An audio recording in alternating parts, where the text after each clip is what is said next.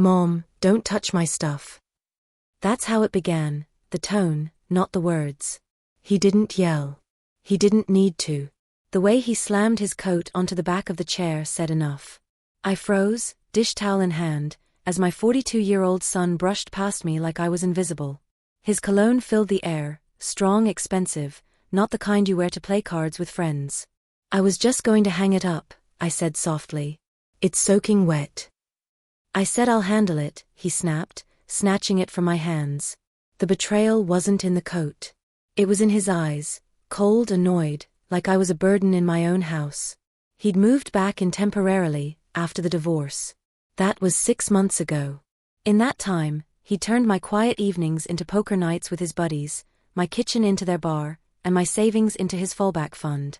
At first, I told myself it was normal. He was hurting. He needed time.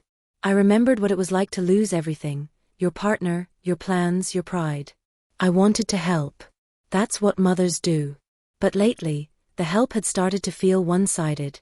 Every loan had excuses attached. Every game night came with missing liquor bottles and cash from my grocery envelope.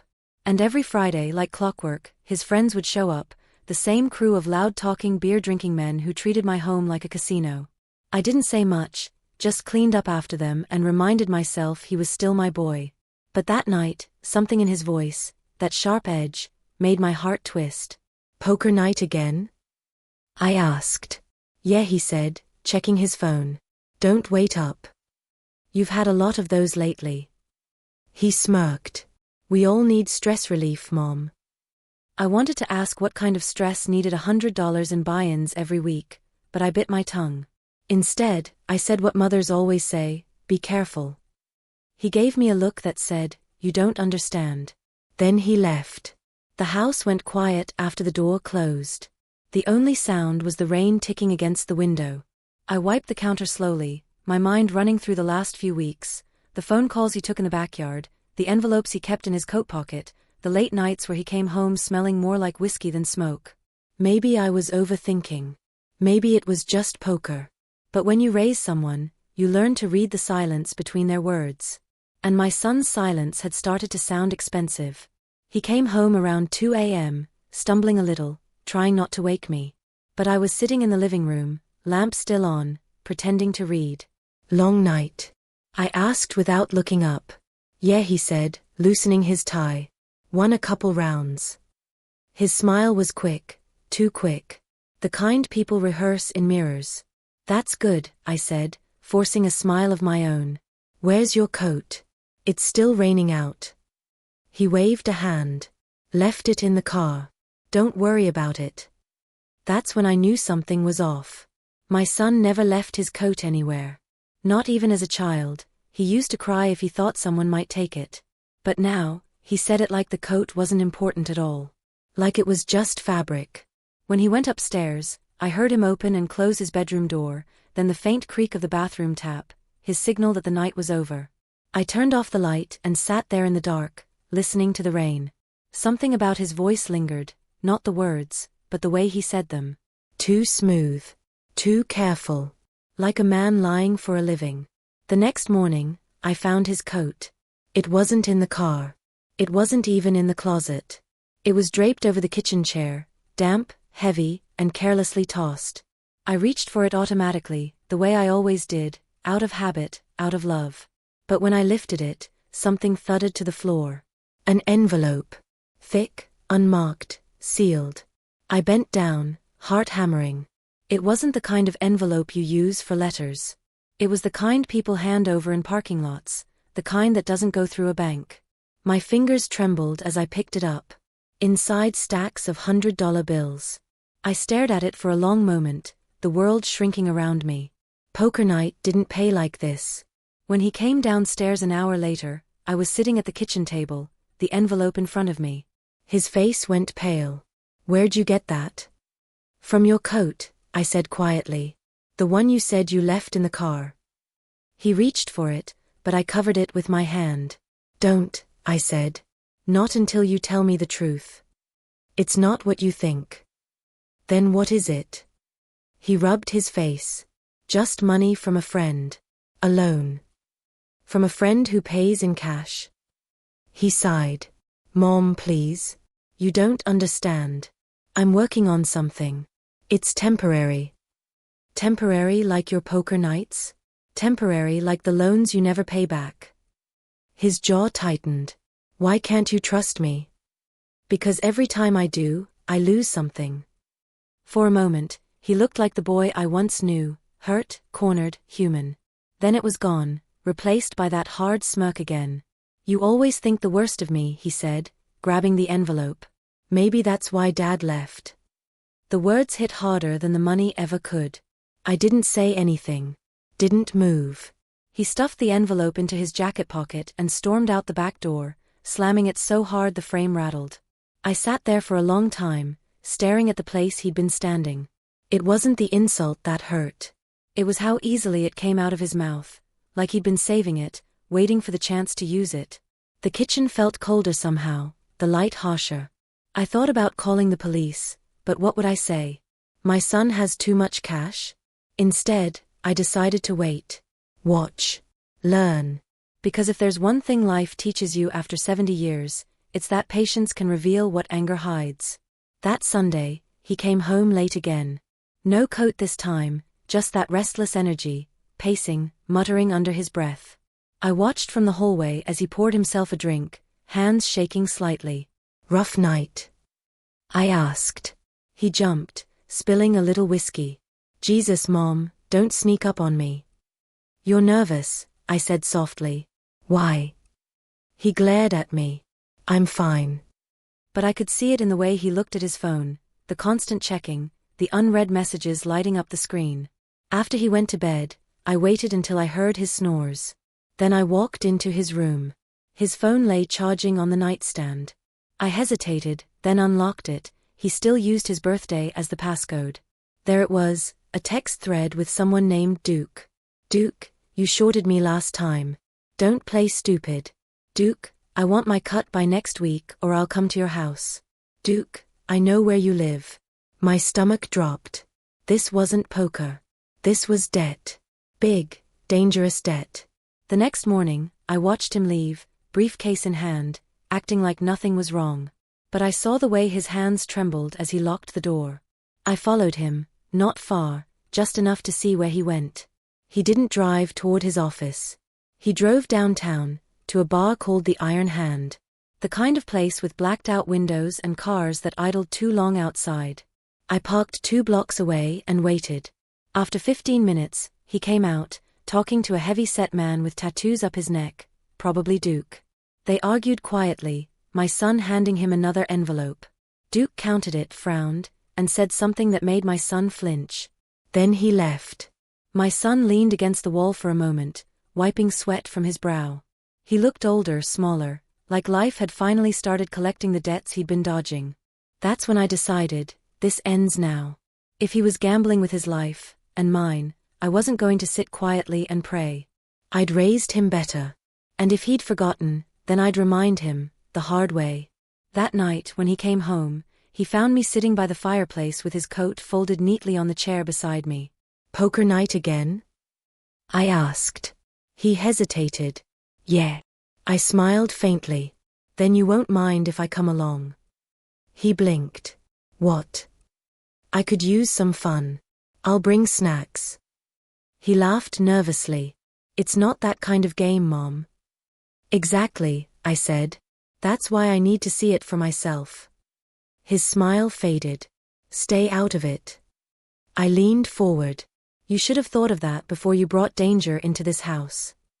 For a moment, we just stared at each other, his face red with anger, mine calm with resolve.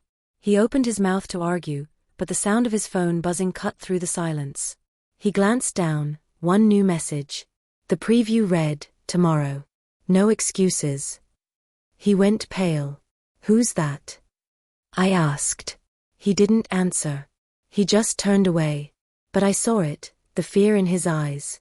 The same fear I'd once seen in myself the day I realized my husband had been hiding a second mortgage behind my back. Greed runs in families. But so does strength. I stood up, my voice low. If you won't stop this, I will. The next morning, I woke up before sunrise. The house was quiet except for the low hum of the refrigerator and the ticking of the clock above the sink. It was the same sound I'd heard for years, steady, patient, forgiving. The kind of sound that says everything will pass. But I knew this wouldn't. Not this time. My son's poker nights weren't games anymore. They were deals, debts, and danger hiding behind laughter and whiskey. He didn't come downstairs until almost noon. His hair was messy, eyes bloodshot. He looked like a man carrying invisible chains. "Morning," I said softly, stirring the oatmeal. He grunted something that barely counted as a reply.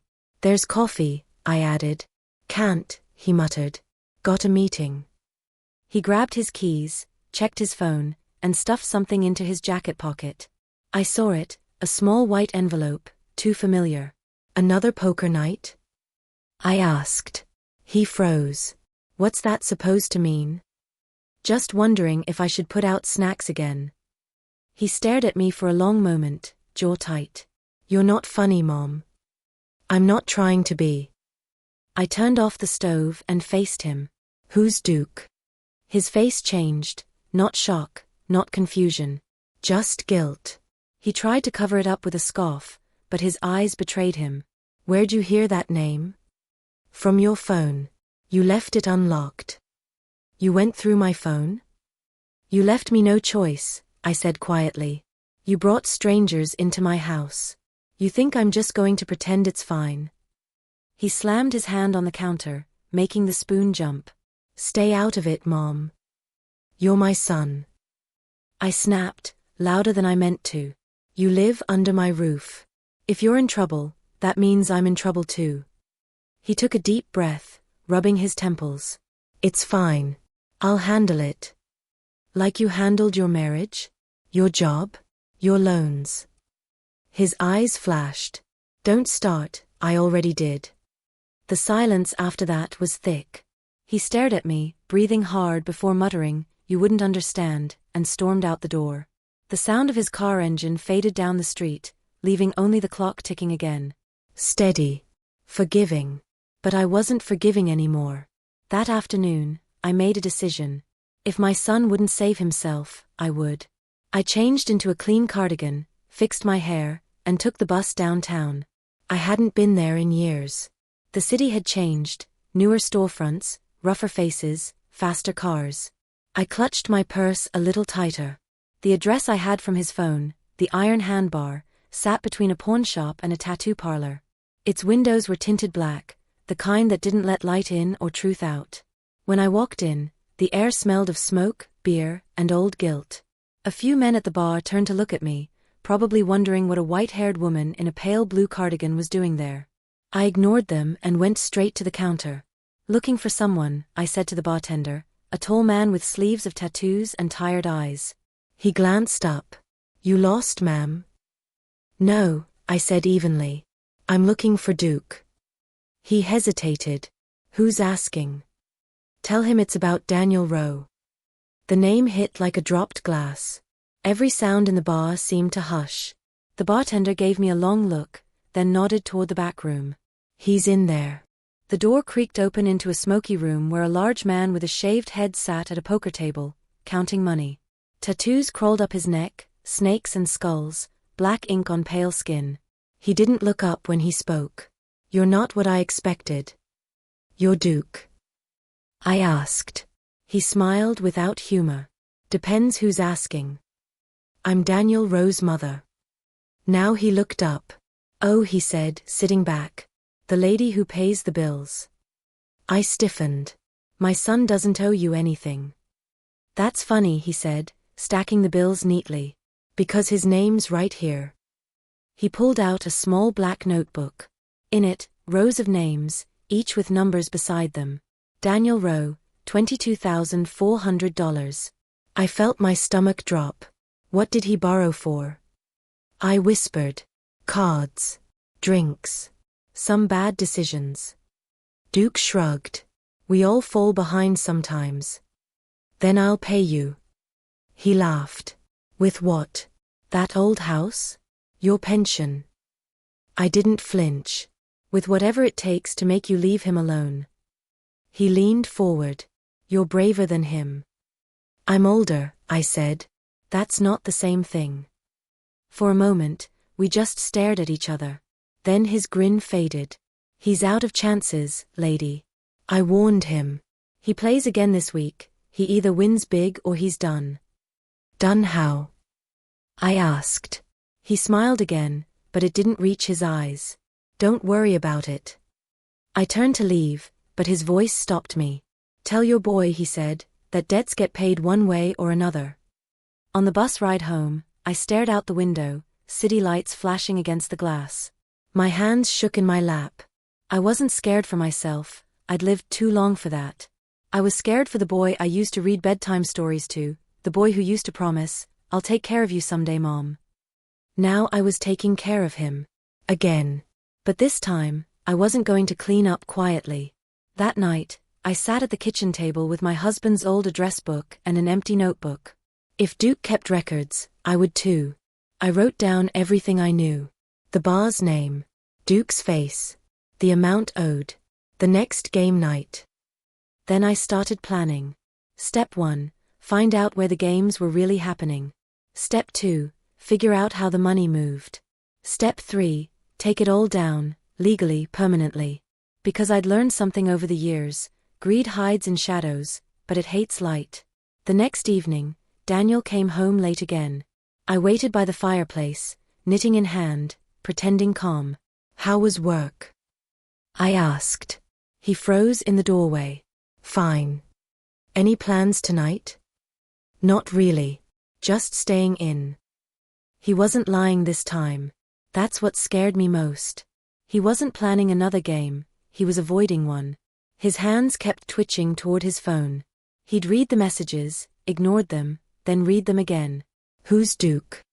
I asked again, quietly. He didn't answer. You don't have to tell me everything, I said softly. Just don't lie to me anymore. He sighed, rubbing his temples. You wouldn't understand, Mom.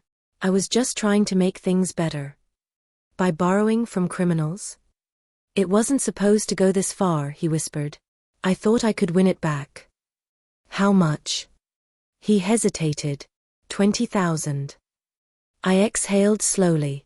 And now? Now, he said, voice breaking, he wants it by Friday. Friday. That was 2 days away. I nodded calmly. Then we'll handle it. We? He said. No, Mom, you're staying out of this. Try and stop me, I said quietly. He looked at me like I'd lost my mind. You don't know these people. I met them, I said. He froze. You what? I went to that bar. His eyes went wide. Are you crazy? You could have gotten hurt. I'm already hurt, Daniel, I said softly. You did that part. He didn't answer. For the first time, he didn't look like my son. He looked like a man who'd been beaten before the fight even started. The next morning he left early, saying he was handling things. I didn't believe him. I followed him again, not downtown this time, but to a warehouse district by the docks. I stayed far enough back to watch him walk inside a side door with 2 other men. One carried a duffel bag. Another lit a cigarette and stayed by the entrance. I waited an hour, then another. When he finally came out, his face was pale, his hands empty. Whatever deal he made, it wasn't good. When he got home that night, I was ready. His coat hung by the door, and on the kitchen table sat a single note, written in my hand. You taught me to never fold too soon.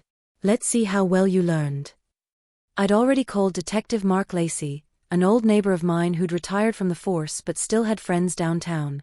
I told him everything. Not the mother's version, the real one.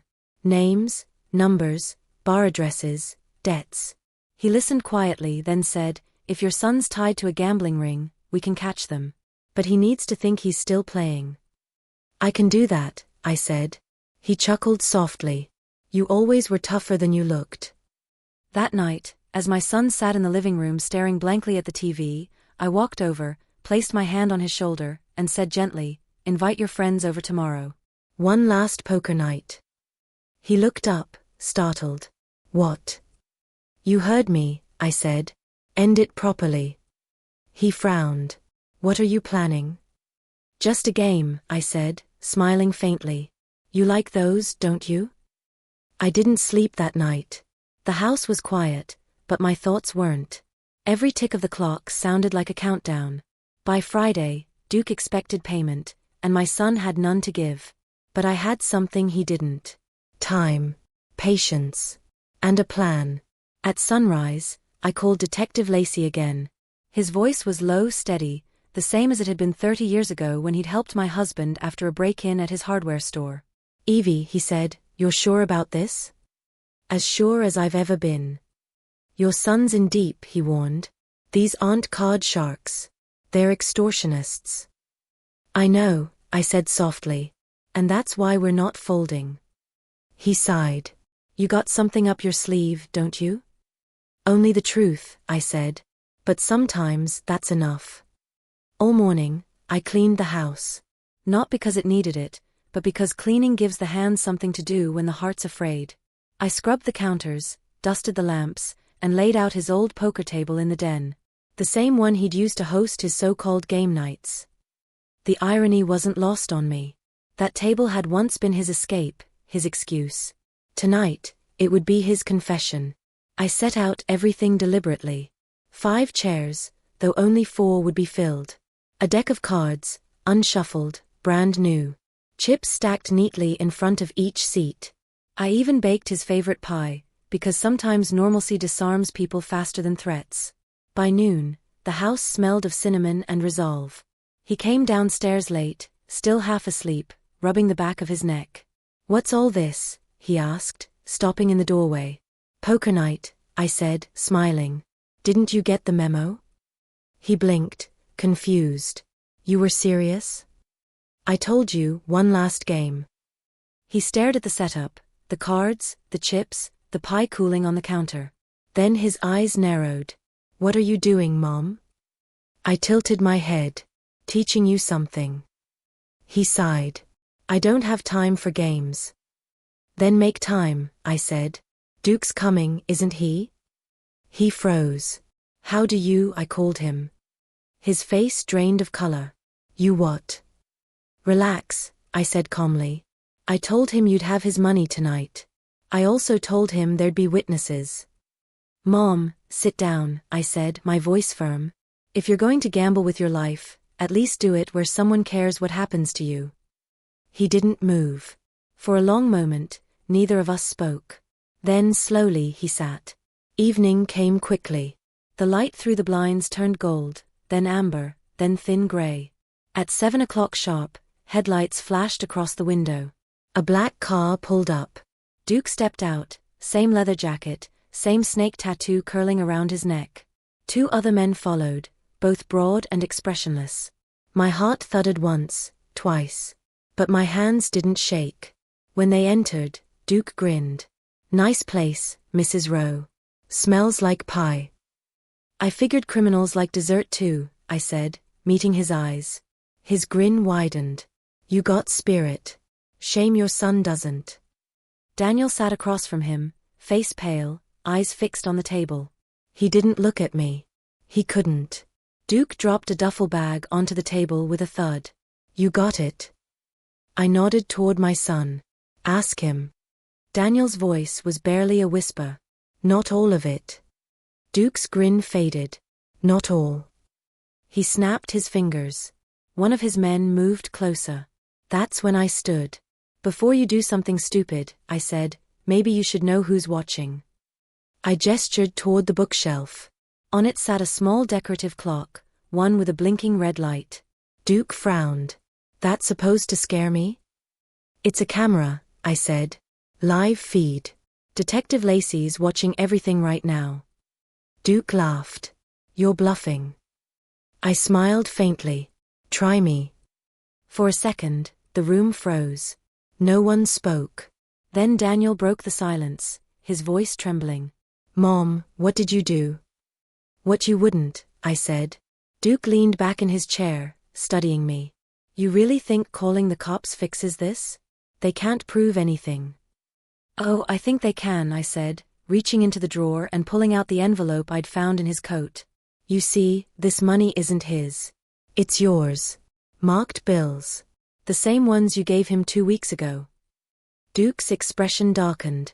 I called your little bar too, I added. The one where you host your games. You should tell your boys not to keep ledgers if they don't want to get caught laundering money. Daniel looked at me in disbelief.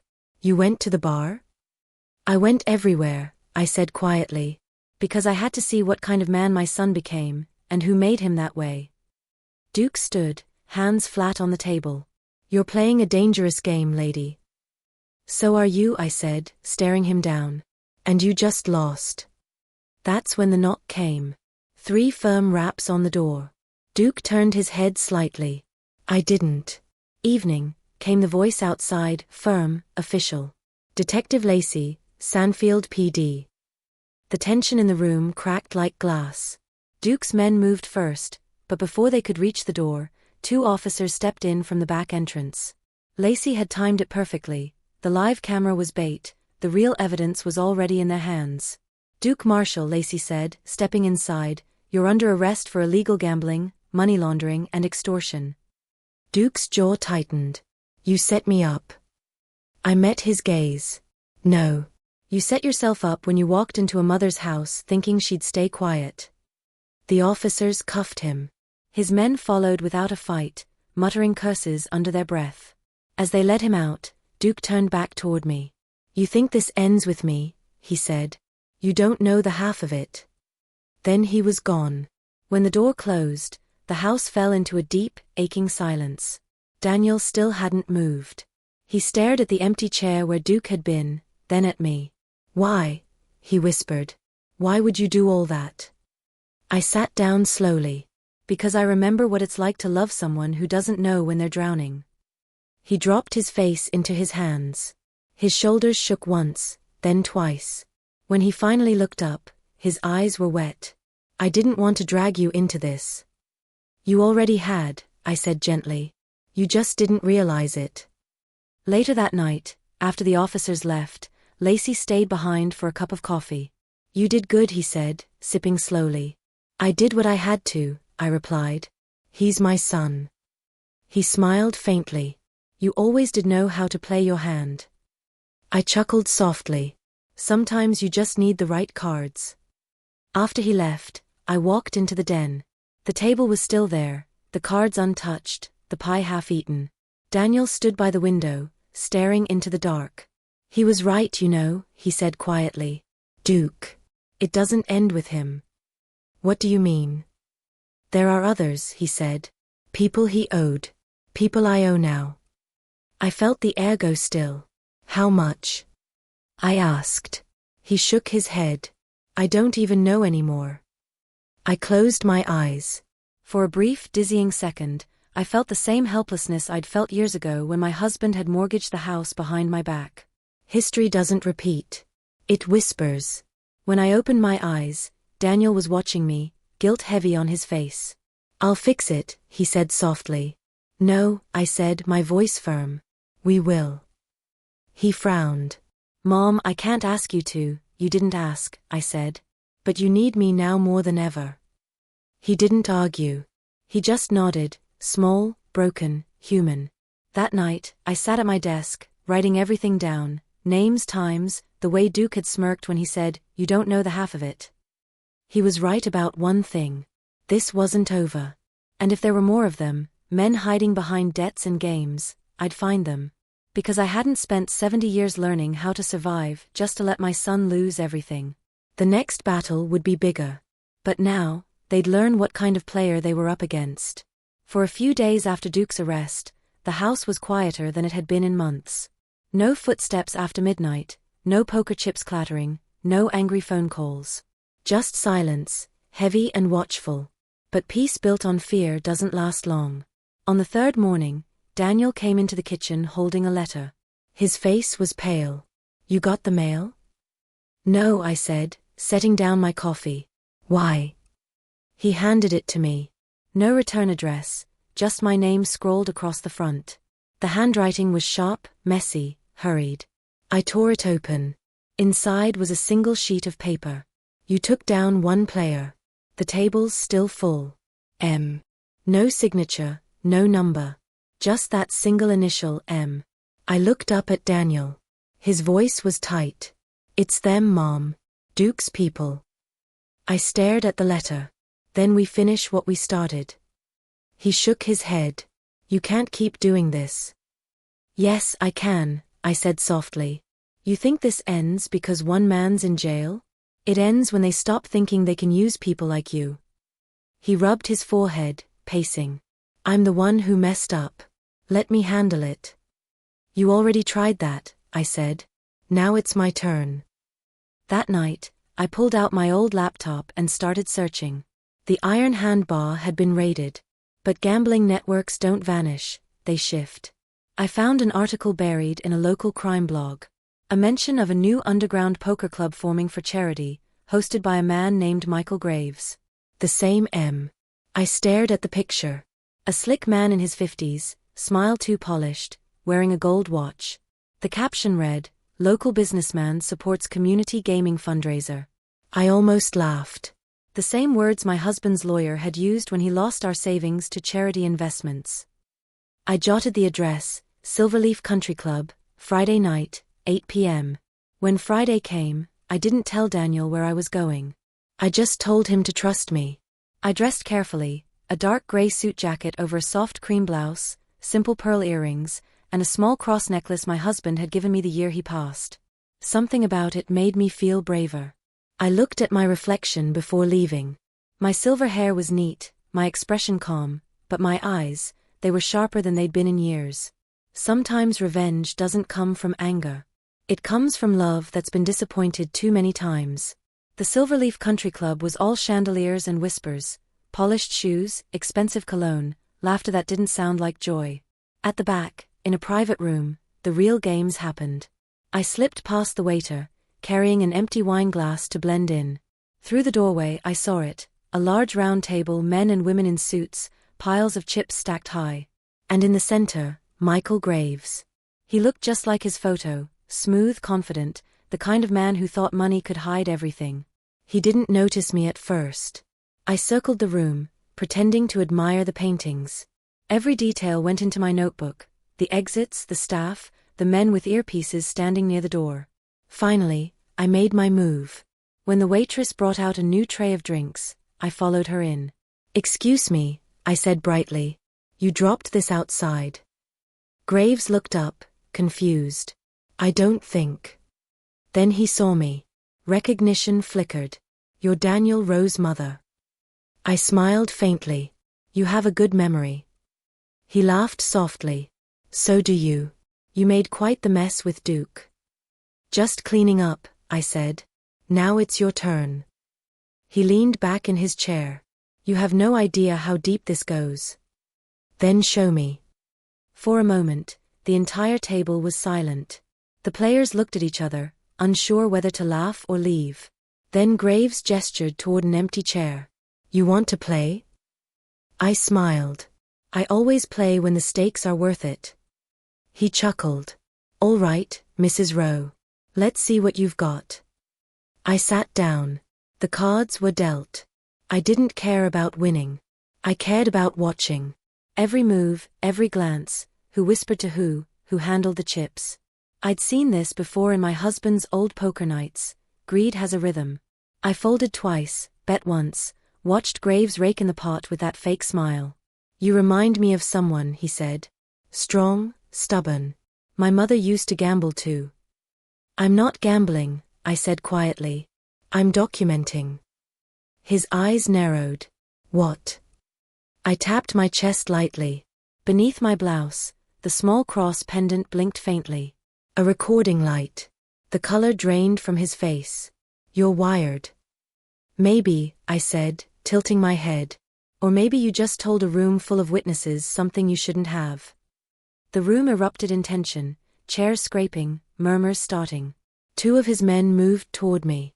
But before they reached me, the door burst open. Sanfield PD. Detective Lacey's voice cut through the chaos like thunder. Officers swarmed in. Panic rippled through the table as people stood, shouting, scattering. Chips and cards flew across the floor like confetti. Lacey's eyes found mine. You okay? I nodded. Better than him. They grabbed Graves before he could reach the side exit. His polished smile was gone now, replaced with raw, seething rage. You think this stops anything? He spat. You can't clean up all of us.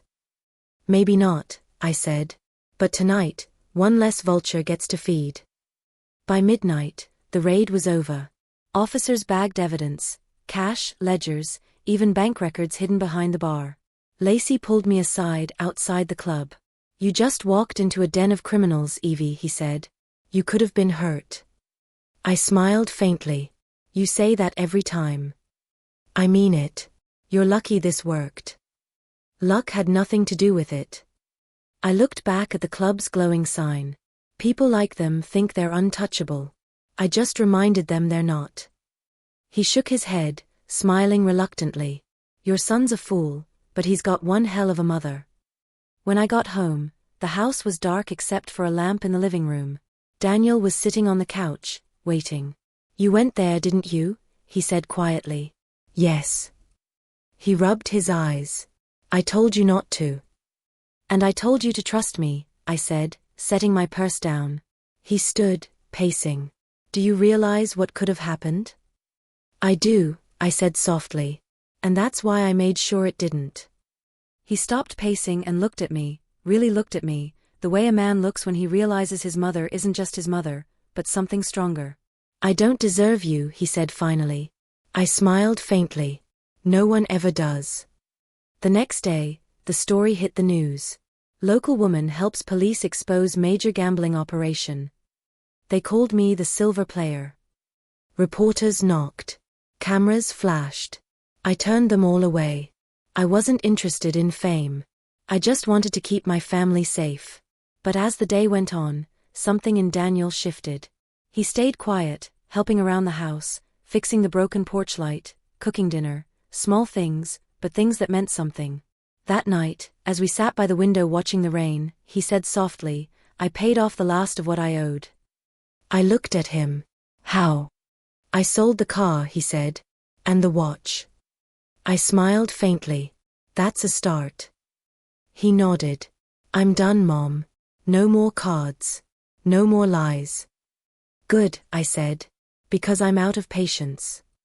We laughed, really laughed, for the first time in months. But laughter doesn't erase fear. When I went to bed that night, I found something under my pillow. A playing card, the ace of spades. On the back, written in neat handwriting. One hand ends, another begins. No signature. No explanation. I sat on the edge of the bed, staring at it under the lamplight. I knew what it meant.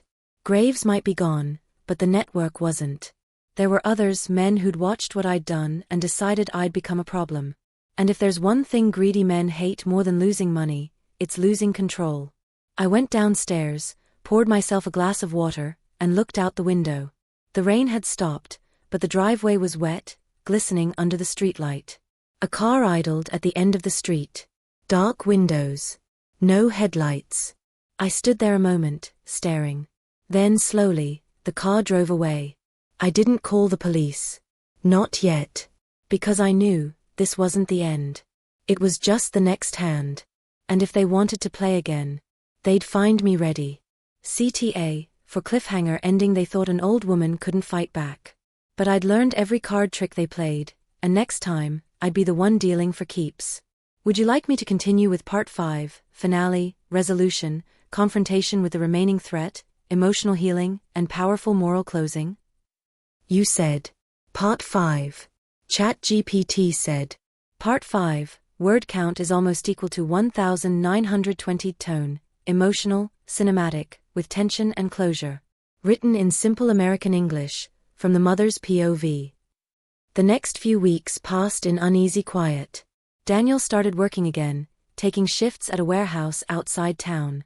He came home tired but sober, his phone finally silent at dinner. The house felt lighter, safer. But safety can be an illusion, the kind you build around yourself like thin glass. It looks solid until someone taps it. For me, that tap came on a Tuesday morning. I was watering the front garden when I noticed an envelope taped to the mailbox. No stamp, no name. Just one word on the front in heavy black ink: fold. I stared at it for a long time before bringing it inside. Inside was a single poker chip, black, glossy, the kind used at high-stakes tables. Around its edge were the initials MG. Michael Graves. But he was in jail.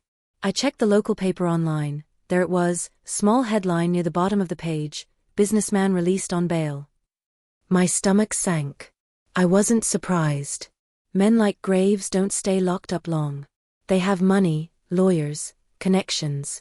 But I'd expected at least a few months. Not 3 weeks. That night, Daniel came home to find me sitting at the kitchen table with the poker chip in front of me. He frowned. "What's that?" "An invitation," I said softly. He picked it up, turned it over in his hand, and went pale. "Mom, you can't what? Protect my home? My family? You've already seen what happens when we stay quiet." He set the chip down, shaking his head. "It's over. Let it go." "It's not over," I said. "It just changed hands." He sighed. "You're not the one they want." "That's where you're wrong," I said quietly. "They want anyone who exposes them. And right now that's me." He leaned forward, voice low. "Please. Just stay out of it." I looked at him, really looked, this grown man who still didn't understand that sometimes mothers fight not because they want to, but because no one else will. "I'm not afraid of men like Graves," I said. "I've faced worse." That night, I couldn't sleep. Every creak in the house felt louder. I made tea, sat by the window, and thought about my husband, the man who once promised me that honesty always wins, even when it hurts. He'd been wrong sometimes, but not about that. I took out my notebook, the one where I'd written everything since the night I found the first envelope in Daniel's coat, and started writing again. Names. Places. Numbers. Patterns. Graves wasn't just running a game. He was building an empire. His poker tables were fronts for something bigger: money laundering, fake charities, shell companies. And my son had been one of many who got trapped. If the police couldn't finish the job, I would. 2 days later, I met Detective Lacey at the diner on Main Street. He looked tired, older somehow. "Evie, you shouldn't even be talking about this," he said, stirring his coffee. "You're not safe." "He's out," I said simply. "I know. Bail conditions, pending trial." He sent me a message. Lacey looked up sharply. "What kind of message?" I slid the poker chip across the table. He turned it over, expression darkening. "Damn it. Can you protect us?" I asked. He hesitated. "I can keep a car patrolling near your street, but officially, there's not much we can do unless he violates bail." "So he can keep playing," I said bitterly. He sighed. "Evie, listen. You already gave us enough to put him away. Stay out of this until the trial." But I knew something he didn't. Graves wouldn't wait for a trial. He'd make sure the witnesses disappeared first. That night, I noticed a car parked across from the house again, same dark windows, same stillness. When I turned the porch light on, it drove off. I waited by the window until midnight. At 12:47, I saw a shadow by the fence. Someone moving quietly toward the back gate. I grabbed the phone, ready to dial 911, but then I stopped. If I called the police, Graves would know I was scared. If I didn't, maybe I could find out who was really watching me. I set the phone down, slipped my husband's old flashlight into my pocket, and stepped outside. The night was cold, the kind of cold that sharpens the air. The grass was damp beneath my slippers as I moved toward the garden. The figure froze near the shed, tall, hooded, tense. "Who's there?" I demanded. The flashlight beam caught his face. "Daniel." "Mom, it's me," he whispered. My heart dropped. "What are you doing?" "I saw the car again," he said, breath shaking. "I thought maybe they'd come back." I exhaled slowly. "Next time, tell me before you sneak around like a burglar." He half smiled. "Guess I got that from you." We stood there in silence for a moment, just listening to the wind. Then I saw it, a small red light blinking in the flower bed. I bent down, brushed away some dirt, and pulled out a tiny black device. A tracker. We took it inside, placing it on the kitchen table. Daniel stared at it, jaw clenched. They're watching us. Yes, I said. But now we know how. I picked up my phone and called Lacey. He answered on the second ring. Evie. They planted something on my property, I said. Come now. 15 minutes later, his unmarked car pulled up. He examined the tracker under his flashlight. High-end. GPS enabled. Someone's making sure you don't disappear quietly. Can you trace it? Maybe, he said, pocketing it. I'll get the tech guys on it. Before he left, he said something I didn't expect. You know, Evie, I've seen cops with less guts than you. But promise me something, if this goes south, you walk away. I nodded. But I didn't promise. 2 nights later, I got another message, this time on my landline. The voice was male, calm, unhurried. Mrs. Rowe, it said, you should have stayed out of grown men's business. Graves doesn't forget. Maybe it's time you folded. Then the line went dead. I stared at the phone for a long time, then dialed Lacey. He called me. Did he say his name? No. But it's him or someone close. He paused. I'll put a tap on the line. Sit tight, Evie. Don't do anything. But I was already doing something. The next morning, I drove to the courthouse for Graves' preliminary hearing. The hall smelled of coffee and polished floors. Reporters waited near the entrance, microphones ready. Graves stood at the defense table, wearing a tailored suit and that same fake smile. When his eyes met mine, the smile sharpened. He leaned toward his lawyer and whispered something. The lawyer turned, scanning the crowd. Then Graves winked at me. Something inside me snapped. I walked straight to the bailiff and said quietly, I have evidence he violated his bail. 10 minutes later, I was in a conference room with Lacey and a judge's aide. I handed over the tracker, the letter, the recording from my phone. Lacey added the new call trace his team had found, an unregistered number routed through one of Graves' shell companies. The aide looked at the judge's file. This is enough to revoke bail. Lacey nodded. We'll pick him up before dinner. That evening, I stood on my porch as the sun went down. In the distance, sirens wailed, brief, sharp, then fading. I didn't have to ask what happened. I already knew. Graves was back in custody. When Daniel came home, I told him everything. He didn't speak for a long time. Then he sat down beside me and said quietly, You did it. Again. I smiled faintly. We did it. He shook his head. I spent my life thinking you were just my mom. I didn't realize you were a storm. I laughed softly. You'd be surprised what storms hide in quiet skies. A week later, the trial began. I testified. Calmly, clearly, every detail written in my notes. Graves' lawyer tried to discredit me, said I was confused, emotional, unreliable. I smiled politely and said, I'm 78 years old, counselor. I forget where I put my glasses, not where I buried the truth. The courtroom laughed softly. Even the judge smiled. When the verdict came, guilty on all counts, Graves didn't look at me. He just sat there, pale and furious, while the bailiff led him away. It was over. Truly, finally over. That night, I sat on the porch with Daniel and watched the sky fade into dusk. He leaned back, sighing. You think we'll ever be normal again? I looked at him, smiling gently. Normal's overrated. Peace is enough. He nodded. I'll take peace. For the first time in a long time, I believed him. Weeks later, I received one last envelope in the mail. This one wasn't threatening. No poker chips, no notes. Just a folded newspaper clipping, elderly woman helps take down gambling ring. And beneath it, handwritten words. You played a good game. Respect. A friend from the table. I didn't know who sent it. Maybe someone who'd seen me fight back and realized it could be done. Maybe someone who just wanted to say thank you. I folded the paper neatly and placed it in my notebook, the last page. Then I closed it for good. That night, I made tea, turned off the porch light, and looked out at the quiet street. The world wasn't perfect. It never would be. But for now, the cards were in my hands, and that was enough.